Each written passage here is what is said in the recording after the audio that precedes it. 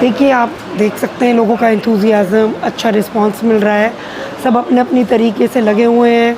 अब बिल्कुल ही आखिरी के 3-4 दिन रह गए हैं, तो जितना हो सकता है उससे ज़्यादा से ज़्यादा अग्रेसिव कैंपेन चल रहा है। आदरणीय योगी जी पधार रहे हैं यहाँ पे, उसका बहुत उत्साह है। आज आपने देखा कि कांडा भाई साहब ने बहुत बड़ा वो बुलडोज़र यात्रा निकाली, उसका भी बड़ा अच्छा रिस्पॉन्स था और हर किसी के मुंह पे कि हमें भी मिलना है, हमें भी मिलवाइए।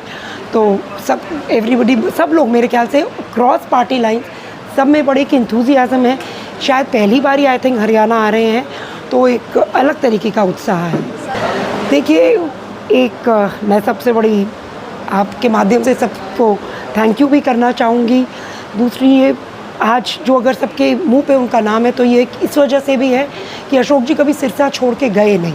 2009 से लेके 2024 तक यही कायम रहे, हारे जीते, हर तरीके की परिस्थिति आई, हमें भी मौका मिला गया यहाँ से जाने का, पर हम डट के हर परिस्थिति को फेस करते रहे। तो एक ये भी कारण है कि लोगों का प्यार बना रहा, लोगों के साथ हम संपर्क में रहे, एक हमेशा एक तरीके की बॉन्डिंग रही।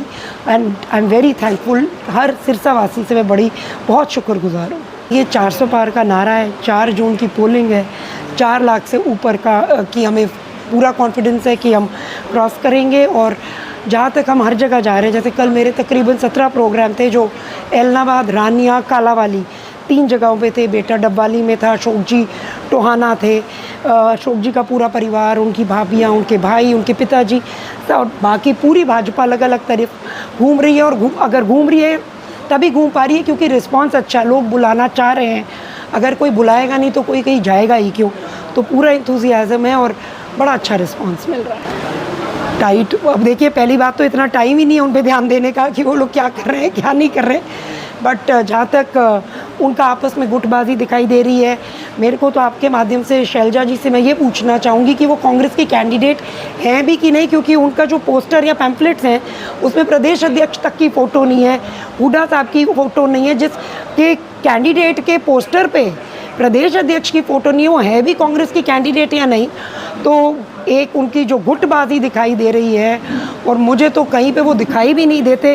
कुछ गाड़ियाँ मेरे को ज़रूर दिखाई दी, वो सब रोहतक की गाड़ियाँ थी, उनको मैं अच्छे से पहचानती हूँ। तो मुझे तो लगता नहीं कि कोई लोकल घूम रहा है, बाहर से बुलाए हुए लोग घूम रहे हैं। वो किस तरीके से उनको एज वोटर्स कन्वर्ट करेंगे। और मेरे को जहाँ तक ये सुनने में आया कि वो शायद सिरसा की वोटर भी नहीं है, तो आप लोग उनसे ये पूछिएगा कि वो वोट डालने 25 तारीख को अम्बाला जा रही हैं, सिरसा जा रही हैं, या उखलाना जा रही हैं, या कहीं और जाने वाली हैं।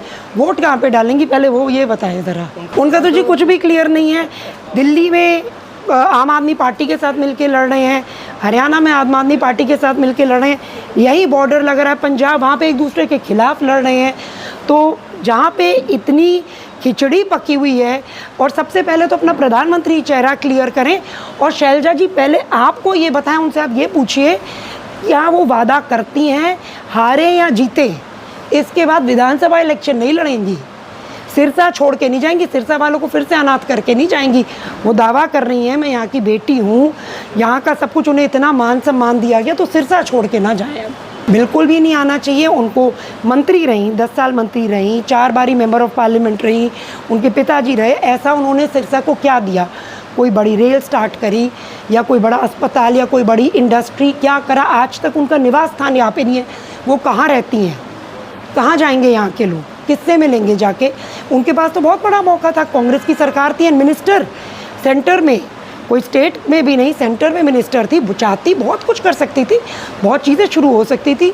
वो ईजिली एक्सेसिबल ही नहीं है, वो कुछ कर ही नहीं पाई। तो मैं तो ये मानती हूँ कि वो है ना कि नाम बड़ा और दर्शन छोटे, वो इन पे तो यही मुहावरा पूरा सेट है। आपको ध्यान होगा, टिकट अनाउंस होने से पहले कांग्रेस भवन आई थी और उन्होंने अपने मुंह से कहा था कि मैं विधानसभा का इलेक्शन लड़ना चाहती हूँ, पर पार्टी जो आदेश करेगी वो करूँगी मैं।